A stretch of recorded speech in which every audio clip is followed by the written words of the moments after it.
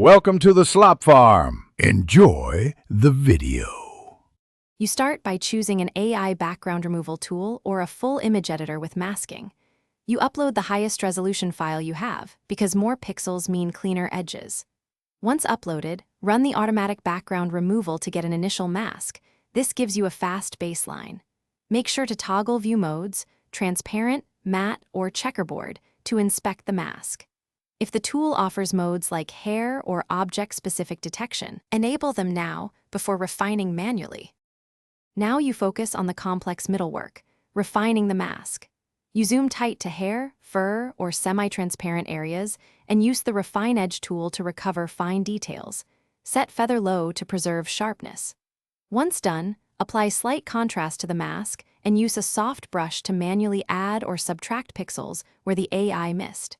Make sure to toggle between foreground and background paint to see immediate changes, and use edge detection, if available, to capture wispy strands.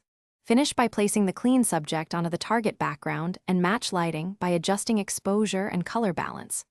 Once composited, export a PNG for transparency or a layered PSD/TIFF if you need non-destructive edits. Save mask presets for reuse.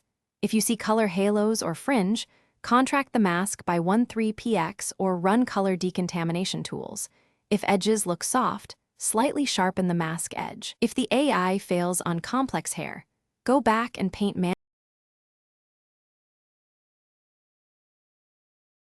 Thanks for watching. Consider subscribing if we helped you today.